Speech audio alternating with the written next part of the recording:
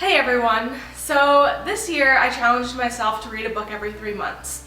And I know that doesn't sound like a whole lot. I hope that I get to read more than that. But life is busy and there are some nights that I'd rather just watch television than read a book. So I've really just challenged myself to, instead of picking up the remote, pick up a book. It's good for your brain. It's something that we should all be doing, reading more often. In order to keep myself accountable to reading a book every 3 months, I've decided that on this channel I'm going to do a book review after every book that I read. The first book that I read was Yes Please by Amy Poehler. I thought this was an awesome book. I would recommend it to anybody. It had a lot of good information in here. You learned a lot about Amy's life and how she got to where she is today, and it was a really good read, so I would really highly recommend it. As I go through books, I like to highlight different passages, different things that kind of speak to me, different lessons that I like to teach myself, different things that I'd like to keep in my mind for a later date. So this book was no different. As I was going through, I highlighted several pieces of text that I thought were really important things, important highlights that I wanted to pass on to you guys. So I'm going to give you kind of a little bit of a sneak peek into this book, the kind of things that you might learn from reading it in case you're interested in reading it. But of course I'm not going to give away the whole book because that would defeat the purpose. So here's the first passage. I had already made a decision early on that I would be a plain girl with tons of personality, and accepting it made everything a lot easier. If you are lucky, there is a moment in your life when you have some say as to what your currency is going to be. Decide what your currency is early. Let go of what you will never have. People who do this are happier and sexier. Now this passage kind of really spoke to me because I've always been, the plain girl going through life. And it's not been a bad thing. I'm not one that dresses to stand out or wears tons of makeup. I'm not the most popular person in the world. And I know that. I'm not an Angelina Jolie of this world, but that's okay. What I love about this is it says find your currency early. And that means what makes you special, what's going to make people connect to you, what do you want to share with the world. And it could be a lot of things. Your currency could be being compassionate and being able to relate to people. Your currency could be being a comedian and being funny and being able to make people laugh. There's so many things that could be your currency that are so much more than just surface level hair, nail, and makeup. I really love that she talks about finding your currency and finding what you can use to really impact the world. This next one might be something that's hard for a lot of people. I know that I've struggled with it in the past, but I'll just read it to you and you can let me know what you think. A word about apologizing. It's hard to do without digging yourself in deeper. It's also scary, and that's why we avoid the pain. We want so badly to plead our case and tell our story. The bad news is that everybody has a story. Everyone has a version of how things went down and how they participated. It's hard to untangle facts and feelings. For me, as a person in comedy, I'm constantly weighing what I feel comfortable saying. There are big differences between what you say on live television and what you say at dinner, but you realize you have to be responsible for all of it. Each performer has to figure out what feels right.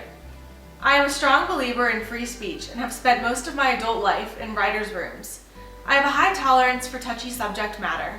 There isn't a taboo topic I can think of that I haven't joked about or laughed at. But I have an inner barometer that has helped me get better at pinpointing what works for me and what feels too mean or too lazy. I think this is so important. We live in a world that's just out of control with, nothing is taboo, nothing is off limits.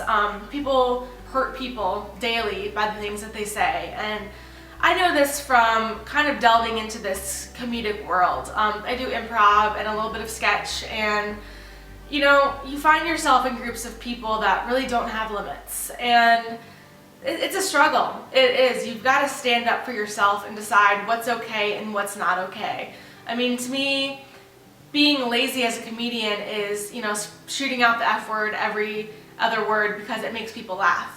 That's not the kind of comedian that I want to be. I don't want to joke about people with disabilities or, rape or just things that people can make jokes out of all the time, but if it happened to you, it wouldn't be funny. As somebody in this world, I've had to face these things. And I think that even if you're not in a comedic realm, you just need to be very careful about the things that you say because they can come back to haunt you.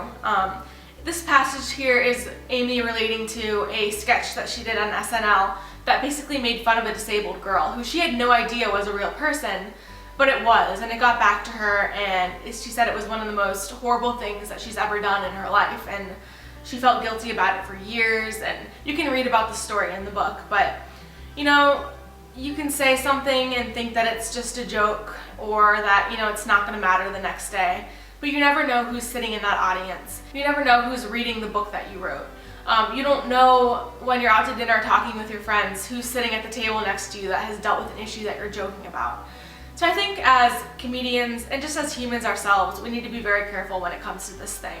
I really enjoy smart comedy because I think it takes a real comedian to be able to take something that's not a touchy subject and turn it into something funny, something that's not going to hurt somebody's feelings. So I challenge you to do that in your everyday life, and you know, work on things that can be improved when it comes to that kind of stuff. The next passage here is, "It's easier to be brave when you're not alone. We were young and foolish and didn't know what we were up against. Thank God. We said goodbye to our friends and our cheap, beautiful apartment in the scary neighborhood. We packed all of our things in my yellow lab Suki and pulled away in the U-Haul truck. We had no apartment or job or place to perform in New York City.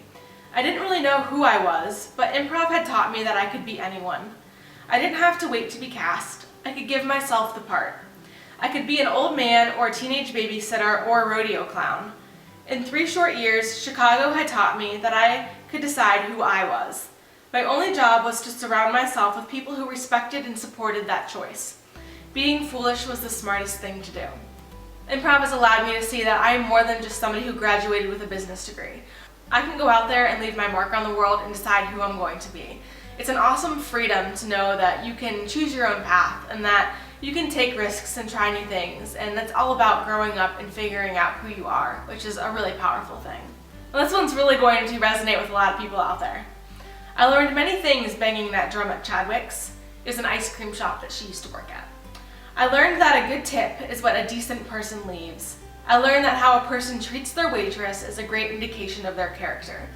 This is an awesome little section here because it's so true. It's so important to think about how you treat people in the world. Whether you're Beyonce on the stage or whether you are somebody that's waitressing and serving food. People work really hard, whether it's, you know, being the CEO of a financial institution or bussing tables. And a tip can mean the difference. I've worked in a job where you made a lot of your money off of tips, and when you didn't get that tip, it was really hard because you work really hard for it and there's not a whole lot to show besides your minimum wage. I think I was maybe making $8 an hour, which, you know, is not enough to put you through college and feed you. And just the line, I learned that how a person treats their waitress is a great indication of their character. You really got to pay attention to that because, you know, you might think somebody is beneath you or scum or not very important, but you never know one day what they're going to become. They could be a nothing right now, they could be a nobody, but you know, 10 years down the road, they might end up being your boss. They might end up being somebody very important that has an influence on your life. So let's all, you know, remember to be kind to each other and generous to each other and love each other and, you know, treat each other how we would really want to be treated. The only thing we can depend on in this life is that everything changes. The seasons, our partners, what we want and need. We hold hands with our high school friends who swear to never lose touch, and then we do. We scrape ice off of our cars and feel like winter will never end, and then it does. We stand in the bathroom and look at our face and say, "Stop getting old face, I command you." And it doesn't listen. Change is the only constant. Your ability to navigate and tolerate changes and its painful uncomfortableness directly correlates to your happiness and general well-being. This is so unbelievably true. The one thing that we can count on in life is change. Friends come and go, unfortunately. Our loved ones pass on, and we have to make life changes based on that.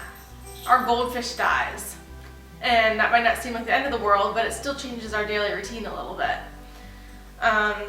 The only constant in our lives is change. Sometimes we get into a very comfortable life pattern, and we're very content because everything's going the way it needs to go. And then we are shocked when something bad happens, and our life turns upside down. But if you learn to accept that, you know, things aren't always going to be the same, it's a lot easier to accept when things do change.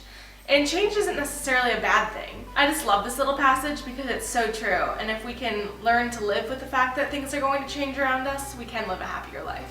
And now the last thing that I highlighted that I wanted to share with you from this book. The only way we will survive is by being kind.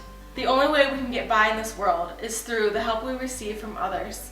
No one can do it alone, no matter how great machines are. It's just also about how we should treat each other. There's so many different ways to look at life and what you think is acceptable and not acceptable, but at the end of the day, we just need to be kind to each other. Whether you believe it's right or wrong, whether you like it or not, be kind to somebody, because you never know what they're going through.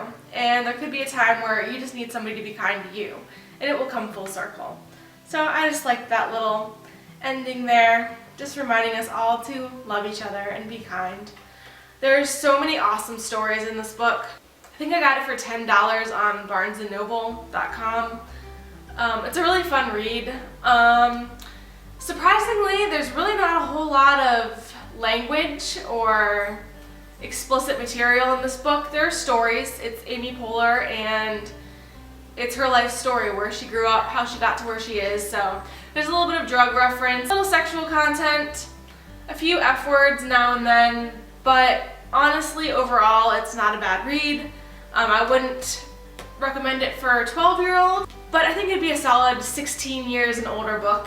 I suggest you give it a try. It's not a huge investment, and I think you'll take a lot out of it.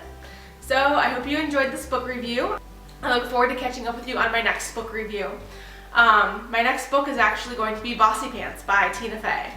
My best friend since I was in kindergarten for Christmas gave that to me. She is the Tina Fey to my Amy Poehler, so it only made sense. And you really can't have one without the other. So that's the next book that I'm going to be reading, and I can't wait to catch up with you next time and let you know how that book went. So until then, I'll see you later. Have an awesome day, and I'll see you next time on Ali&Crafts.